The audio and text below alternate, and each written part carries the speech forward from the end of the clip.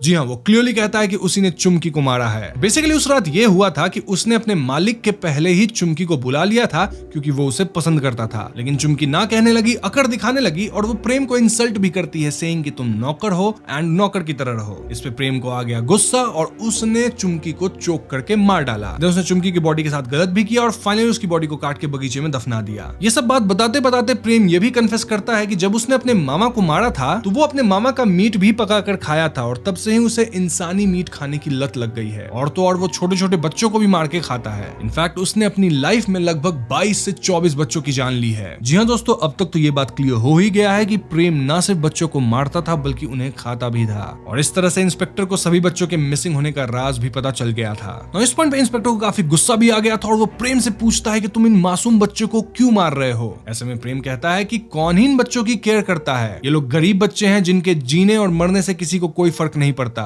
ऐसे भी ये लोग बड़े होकर भी गरीब ही रहेंगे, किसी ब्रिज के नीचे बैठेंगे, बीमारी से अपनी जान दे देंगे या कुछ और करेंगे। बेसिकली इनका सोसाइटी में कोई कंट्रीब्यूशन नहीं होगा, ये कभी कोई डॉक्टर इंजीनियर नहीं बन पाएंगे, ये रहेंगे तो नौकर ही। तो इससे अच्छा वो मर ही जाए और इसलिए मैं उन्हें मारता हूँ, इससे मेरा भला हो जाता है। कम से कम मेरे बच्चे तो स्कूल जा पाएंगे और ये जो अमीर लोग होते हैं ना, वो लोग ही इन बच्चों का फायदा उठाते हैं उनसे काम करवा के। तो मैंने सही किया। जी हाँ दोस्तों, प्रेम इतनी ब्रूटल बातें कहता है। अब आगे साइकिया पूछता है कि क्या तुम्हारा बॉस मिस्टर बस्सी भी इसमें शामिल था, और प्रेम कहता है कि ये मैं नहीं बता सकता, तुम कोई और सवाल पूछो। इससे हमें पता नहीं चल पाता कि बस्सी भी इन सब में इन्वॉल्व है या नहीं, ऑल्दो हम जानते हैं कि बस्सी का भी हाथ होगा जरूर। अब अगले सीन में मिस्टर बस्सी के घर के गार्डन में खुदाई का काम होता है, जहाँ से चुमकी की लाश मिलती है। मतलब ये लाश अब स्केलेटन यानी कि कंकाल बन चुकी थी। यहाँ ड्रेन में भी खोजा जाता है तो बहुत सारे बच्चों के गले पिघले लाश और हड्डियां मिलती हैं। इस पे पूरा पब्लिक आउटरीच हो जाता है, जहाँ सारे लोग इन अक्यूज्ड और इसके मालिक को जान से मार डालना चाहते थे। इनफैक्ट बस्सी को तिहाड़ जेल में भेज दिया जाता है। लोग गुस्से में बस्सी के बंगलों में तोड़फोड़ मचा देते हैं and now the house is called the house of horror. लेकिन बस्सी और उसके दोस्त काफी इन्फ्लुएंशियल थे, जिस कारण से ये केस साइकिया के हाथ से लेकर रस्तोगी को दे दी जाती है। और ऐसे में इंस्पेक्टर पांडे को सबसे पहले सर्विस से डिसमिस किया जाता है। अब एसपी क्योंकि उसे सस्पेंड नहीं कर सकते थे तो उसे डीसीपी बना दिया जाता है। पुलिस कस्टडी में भी बस्सी को अच्छा ट्रीटमेंट दिया जाता है और क्योंकि अब केस का इंचार्ज रस्तोगी था तो ऑब्वियसली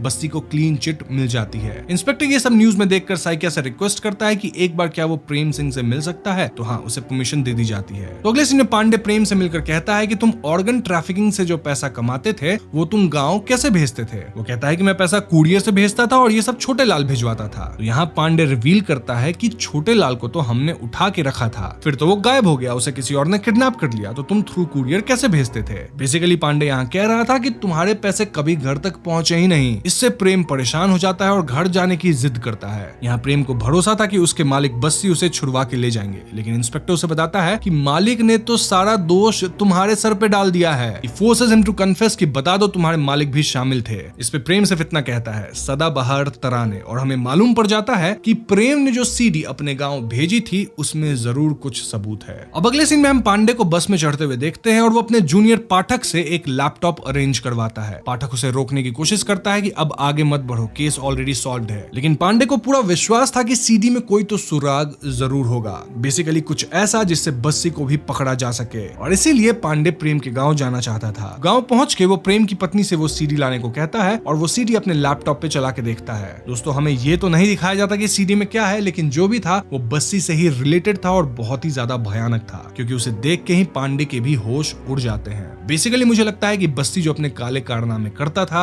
वो सब रिकॉर्ड करता था और वही चीजें सीडी के अंदर थी। अब रिटर्न आते वक्त पांडे एक गाड़ी से लिफ्ट लेता है क्योंकि उसे बस नहीं मिल रही थी। लेकिन दोस्तों, हम देखते हैं कि पांडे तो उन्हीं झांझर के कॉन्ट्रैक्ट किलर्स की गाड़ी में बैठा है। हम समझ जाते हैं कि ये कोई इत्तेफाक नहीं है कि ये कॉन्ट्रैक्ट किलर्स पांडे के पास एकदम से पहुंच गए और उसे मारने आए हैं। एंड एज एक्सपेक्टेड ये लोग पांडे को तो मार ही देते हैं, साथ ही सीडी को भी तोड़ के फेंक देते हैं। अब अगर आप सोच रहे हैं कि इन किलर्स को बार बार कैसे पता चल जाता है अबाउट पांडेज प्लान, तो उसका राज भी अब खुलता है। बेसिकली यहाँ हम पाठक को पांडे की जगह बैठा हुआ पाते हैं। जी हाँ दोस्तों, अब वो इस पुलिस स्टेशन का इंचार्ज बन गया था। आपको याद है ना, रस्तोगी ने किसी श्रवण कुमार को कांटेक्ट किया था, तो वो और कोई नहीं बल्कि यही आदमी है जिसका नाम है श्रवण कुमार पाठक। जी हाँ दोस्तों, उसी ने पांडे के पूरे ऑपरेशन को कॉम्प्रोमाइज किया था। वो समय समय पे रस्तोगी को सारी इंफॉर्मेशन देता रहता था। उसी ने छोटे लाल का एड्रेस भी बस्सी को दिया था ताकि वो गुंडे आकर उसको मार डाले, क्योंकि अपेरेंटली वो एक वीक लिंक था बिटवीन बस्सी एंड प्रेम। उसी ने रस्तोगी को भी बताया होगा कि पांडे प्रेम के गांव जा रहा है टू फाइंड सम क्लू। इसी पाठक ने अपने फायदे के लिए पांडे को हर बार धोखा दिया, लेकिन पांडे को इसकी भनक तक तक नहीं लगी। एंड में हम इंस्पेक्टर रामचरण पांडे की तस्वीर को भी मिसिंग पोस्टर्स के बीच लगा हुआ पाते हैं, लेकिन हमें पता है कि वो तो अब मर चुका है। नाउ फाइनली हम बिश्नोई को अखबार पढ़ते हुए देखते हैं जहां इंस्पेक्टर पांडे की तस्वीर लगी होती है और उसके हत्यारों की भी, जो कि अब पुलिस के हिरासत में है। बिश्नोई कुछ सोचने लगता है कि तभी उसके दरवाजे पे कोई नॉक करता है। तो इस सरप्राइज दरवाजे के बाहर तो कोई नहीं था एक्सेप्ट वन पार्सल, और इसको खोलने पे उसे एक सीडी मिलती है जिसके ऊपर लिखा होता है और भी सदाबहार तराने। मूवी यहीं पे खत्म हो जाती है। तो दोस्तों ये थी सेक्टर 36 की बोन चिलिंग कहानी, और फिल्म की एंडिंग को जानबूझकर ओपन रखा गया है ताकि हमारे मन में सवाल आए कि भैया उस सीडी में ऐसी कौन सी सबूत है जो कि बस्सी को पकड़वाने में मदद कर सकती है। एंड और भी सदाबहार तराने, यानी यहाँ और भी सबूत है बस्सी को लेकर। नाउ क्वेश्चन ये भी है कि लास्ट में बिश्नोई के दरवाजे तक पार्सल पहुंचाने वाला कौन था और क्या बस्सी पकड़ा जाएगा। तो मेरी एक थियरी ये है कि प्रेम को शक हो गया था कि उसका मालिक सारा दोष उसके मत्थे डाल देगा, इसलिए उसने कुछ सीडीज के कॉपीज बनाए होंगे जिसके अंदर बस्सी के काले करतूत हैं, और जब 6 महीने बाद भी पांडे नहीं लौटा तो उसने ये पार्सल बिश्नोई तक पहुंचवाया होगा। शायद उस सीडी में चुमकी के मौत का राज हो जिसको शायद बस्सी ही मारा हो, और ऐसी और भी कई लड़कियां जिसके साथ बस्सी गलत करता था।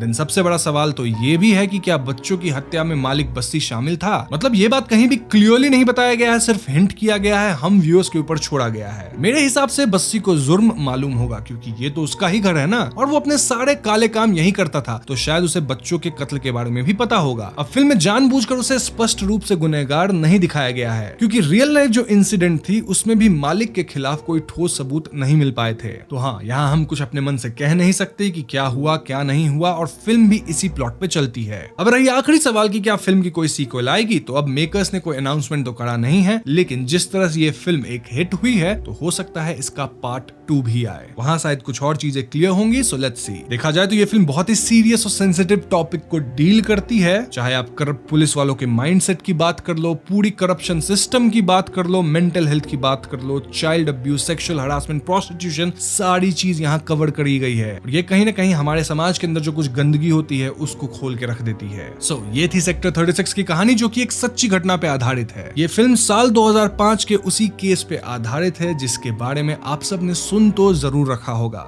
जी हाँ, निठारी कांड के ऊपर। निठारी गांव जो कि नोएडा यूपी में स्थित है, वहां के हाउस ऑफ हॉरर के मालिक और नौकर के हैरान कर देने वाले केस की ये कहानी है। केयरटेकर जिसका नाम सुरेंद्र कोहली था, उसने मैंशन के अंदर 8 से भी ज्यादा बच्चों के साथ गलत किया था। सिर्फ गलत ही नहीं किया, उन्हें मार भी दिया। 8 बच्चों के स्केलेटन्स पुलिस ने बरामद किए, लेकिन श्योर किसी को नहीं पता कि कितने बच्चे थे, ज्यादा भी हो सकते हैं। ज्यादा मैं इसलिए बोल रहा हूँ क्योंकि उस एरिया में छोटे बच्चे 2003 से ही गायब होने लग गए थे। बात तब सामने आई जब 20 वर्षीय एक लड़की पायल भी लापता हो गई और पुलिस छानबीन कर सुरेंद्र कोहली तक पहुंची। नाउ मोनिंदर सिंह पंदेर जिसका ये बंगलो था, उन्होंने स्टेटमेंट दिया कि उन्हें इसके बारे में कुछ नहीं पता था, जबकि एलिजेडली ये बात सामने आई कि मालिक और नौकर दोनों इसमें शामिल थे। अब सुरेंद्र कोहली की तो आजीवन कारावास हुई जो कि वो सर्व कर रहा है, लेकिन मालिक को कुछ नहीं हुआ। लैक ऑफ एविडेंस के कारण बेल दे दिया गया उन्हें ऑन अक्टूबर 2023, और क्योंकि पुलिस वाले भी इन मिसिंग रिपोर्ट्स को लेकर बहुत ज्यादा सक्रिय नहीं थे तो उन्हें भी सस्पेंड कर दिया गया था। तो हाँ दोस्तों, फिल्म इसी रियल लाइफ इवेंट से इंस्पायर्ड है, लेकिन जैसा मैंने बताया कि फिल्म के अंदर जो स्टोरी दिखाई गई है वो क्रिएटिव लिबर्टी लेते हुए काफी फिक्शनल बनाई गई है। मतलब रियल लाइफ में एग्जैक्टली ऐसा नहीं हुआ था, ऊपर से उसी केस को लिया गया है, लेकिन चीजें अपने मन से बना के दिखाई गई है। तो हाँ, आप फिल्म को एकदम रियल भी मत मान लेना, लेकिन रियल लाइफ केस के बारे में जानना है तो आप गूगल कर सकते हो, उसके ऊपर कई वीडियोस हैं, कई आर्टिकल्स है, उसे पढ़ सकते हो।